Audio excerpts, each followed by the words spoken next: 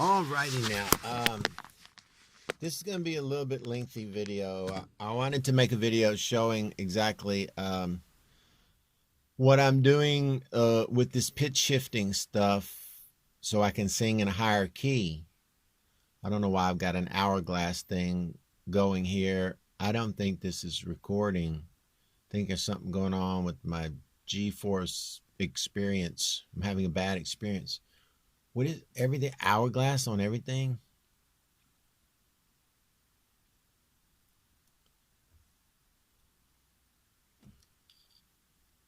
Okay.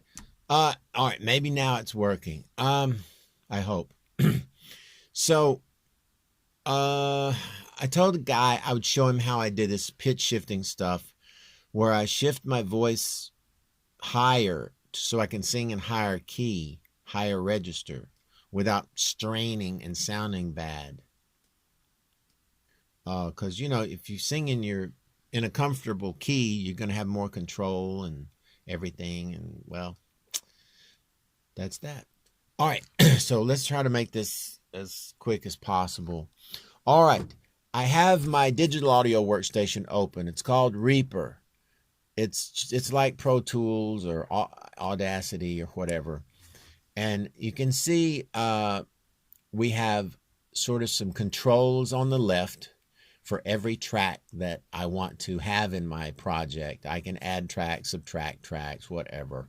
I got mainly a backing track that just has the music, some reverb / echo, whatever I want, effects for the vocals, a master effects that I can send my vocals to. I can also put effects on each track if I want, or individual clips if I want. Then there's the lead vocal, and then usually I have a harmony or a doubled vocal. In this case, only harmony. I didn't double the vocal. And by the way, this is Barracuda, the heart song that I sang. So that's all we got. We got 4 tracks: backing track, the reverb, the lead vocal, and a harmony vocal. All right. And time goes left to right, and you can see the stuff going across left to right, which is the song and the vocals. So what I do, let me just kind of go through. What I do is I find some track I like on YouTube, and I insert it into a track of its own. If I solo that track, I'll only hear what's there, and it's just the track. There's no vocals.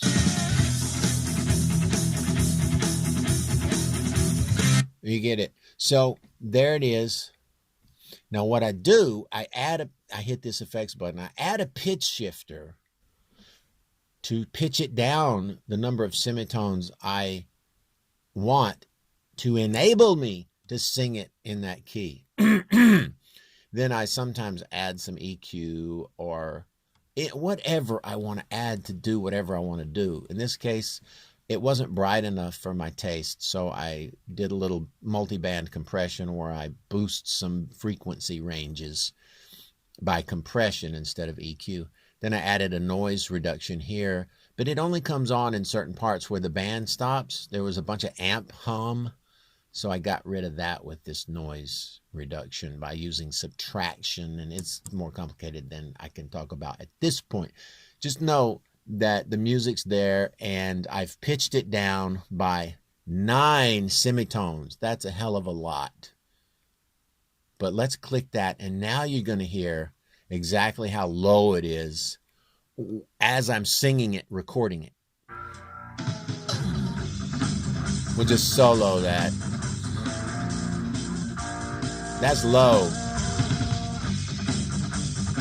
So anyway, if I were to sing it live right now, it'd be like this. So this is the end. So, you know, it's in my range. So this ain't the end. I can hit those notes. If I were to sing it normally without pitch shifting, there'd be no way. I could never do. So this is the end, saw you again. I'd have to falsetto the whole thing. So that's the whole point of this thing.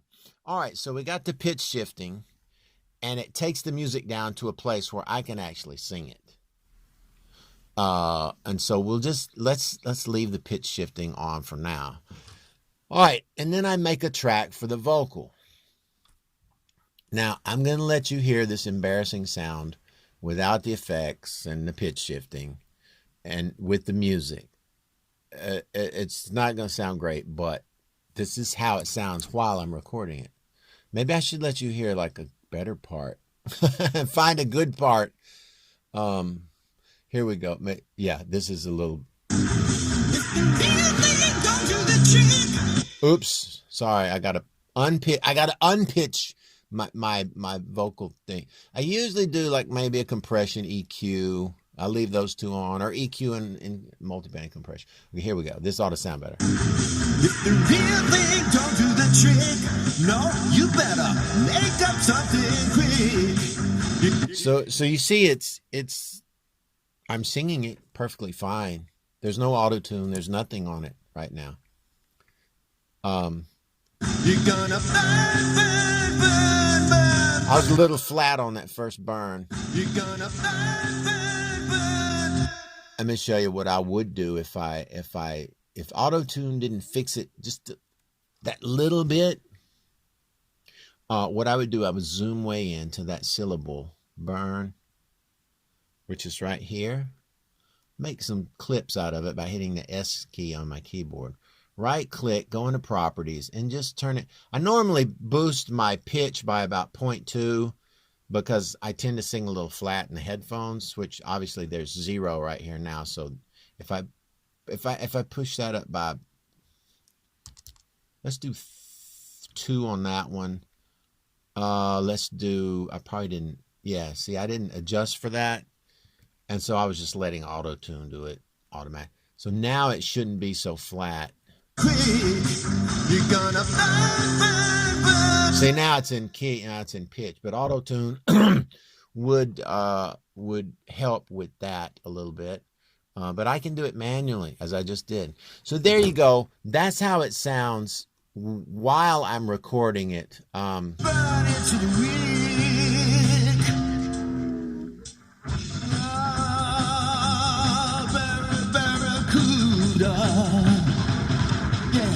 Now, the other thing I do, as you may be able to see here, I have several takes. 1, 2, 3, 4. I may sing it 2 or 3 times and then just pick the takes that I think sound best. So you can see in general, I took the last take, which is the bottom take. The first take I did was the top one. So I take the last take, and then maybe sometimes the previous take sounds better, and I'll take that. Now, let's look at the pitch shifting and the effects real quick. And then that end part. Let's listen to the end part by itself. I just want to hear this.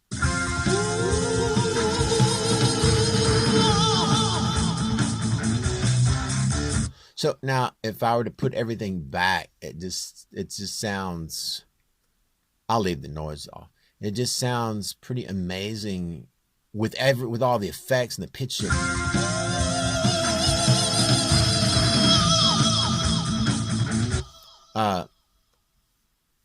If the music was actually pitched right.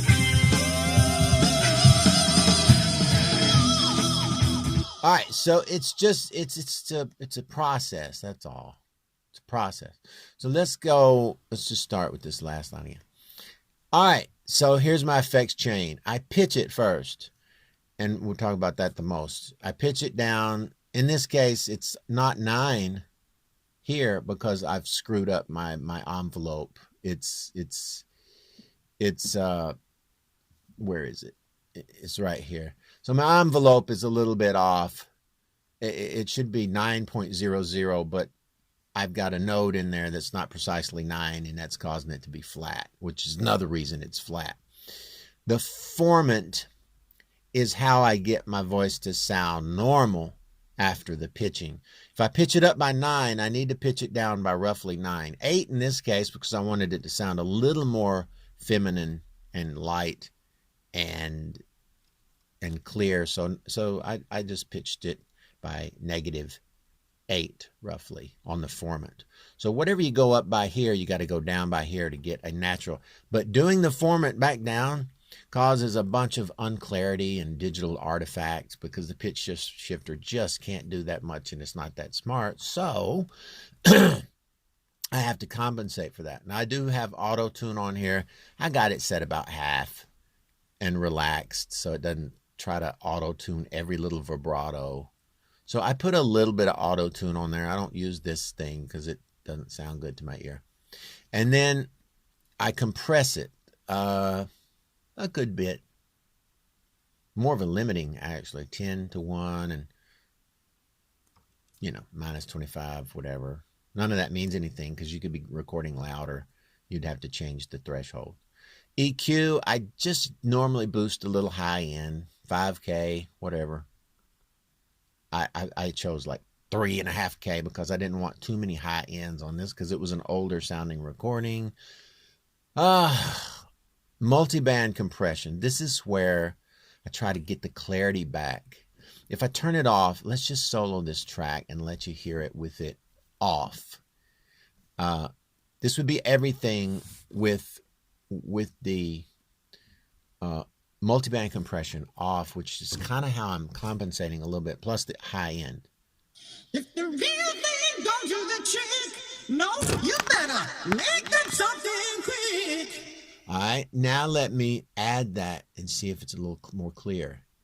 If the real thing don't do the trick, no, you better make that something quick. All right, so it's a little more, it adds a little more clarity to it. And I can turn down some of the lows to keep some mud out of it. If I happen to sing a low note, I don't want it to get too muddy.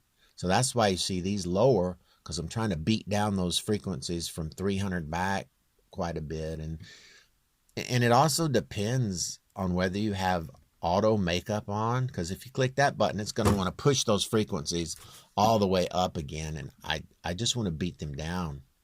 I don't want to beat them down, compress them, and then make them as loud again.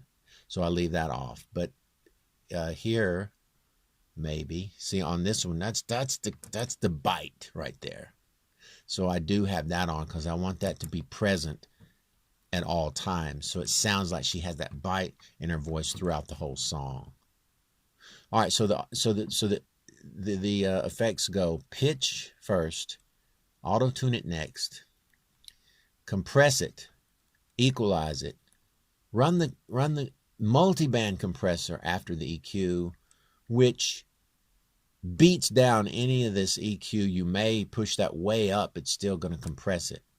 So it attenuates this EQ, so the EQ doesn't have as much effect when you put it before the X comp. At the end, I de-S it because those harsh sibilants are just harsh. Now, it may not be so harsh here because I'm singing louder. Let's see what it sounds like without the de-esser. If the real thing don't do the trick, no, you better make that something quick. Sounds clearer even, and the sibilance isn't too bad for me. So I could have left this off and it probably would have been a clearer sound all around. Let's see. Without the de-essing.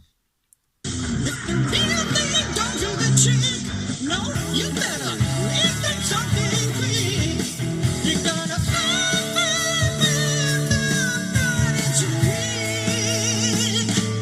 Yeah.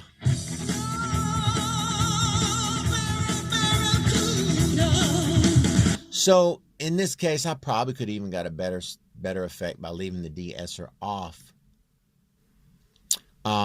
So here's the tip of the day. When you're singing close and soft, you just about have to de-ess because your sibilants never get much softer when you're talking softer. That S just comes right out. But when you're singing loud, the relative volume between the vowel and the S has changed to where the S isn't so loud anymore. So you gotta be careful with the de-essing. I probably de-essed it too much. It gave it a little duller sound, but that's okay. Here it is with the de-essing on.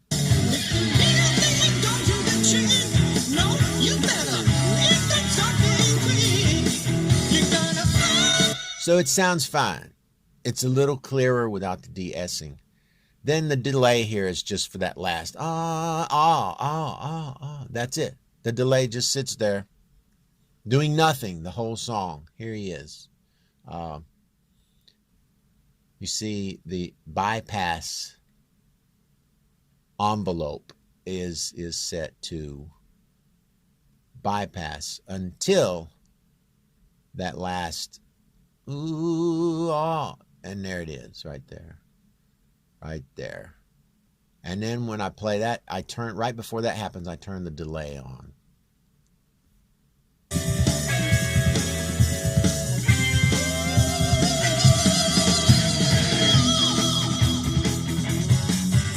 Without the delay, it wouldn't have been as massive.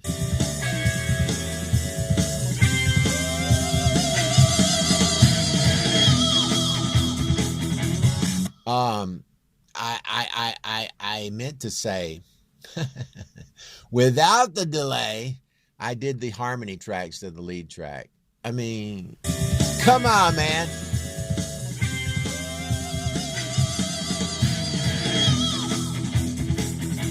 So that's a crucial part of that ending, man, to have that delay on there. So I add a delay, put an envelope in here, leave it off. See, that's on, that's off. Leave it off until I get right before that line hits, and then turn the delay on. And then the song's done. So there you have it, a quick look at the pitch shifting. So the trick is, when you pitch shift, I'm using this particular one in Reaper. This one sounds the best to me. This one, and no particular, don't set any of these because it sounds like crap. Just leave it pitching everything. Don't do that. Don't do that. And then lower the formant in respect to how high you put the pitch. If you make it go up 7 here, you got to go down 7 here, -7. And I shift it a little bit here and there, depending on how I want the tone to be. Like if I want it more small, I might go with -6.48. If I want it to be fatter, I would need something like a -7.5 or -8. But the more I slide the formant this way, it goes back because I got an envelope in there. The more I slide the formant this way, the duller and crappier it sounds. So that's the trick, and that's what I'm using this compression for, to try and pull out certain frequencies and make it sound more clear. And the de-essing, you know, I could have probably left that completely off on this song, but it actually sounds pretty good because it beats down some of the high end back down and gives it almost an old school 70s sound.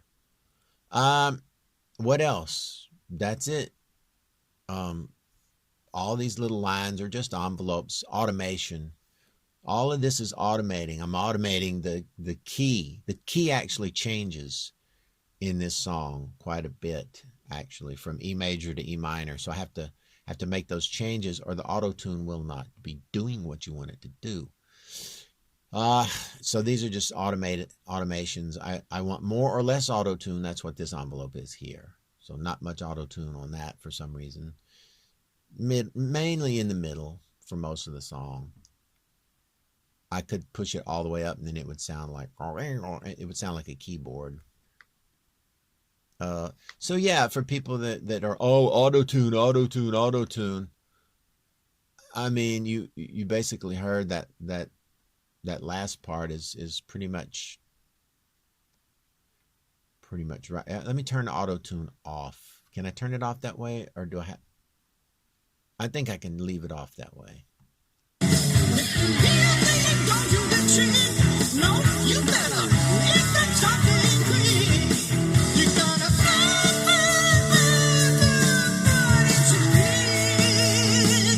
That's no auto-tune.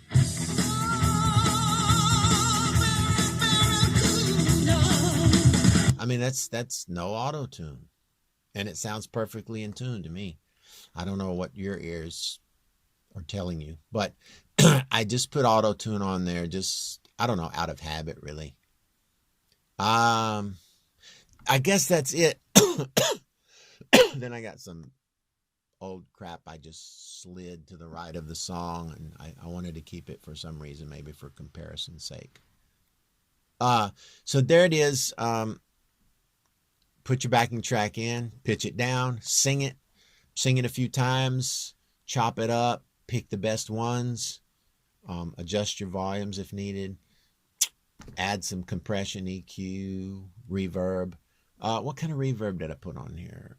Okay, I put Arts acoustic reverb, just some sort of regular hall, a very small, smooth hall, and a little bit of delay. That's it. All right, so there you go. Hope that was, I don't know, interesting and helpful if you want to try this on your own. But I have no idea how it's going to work with your particular system. But in general, that's what I'm doing on these really high songs. Okay. Have a good New Year, everybody. Hopefully I'll still be alive after I get this heart procedure done on January 9, and maybe I'll make some more videos. Hasta la vista and Buenos Aires.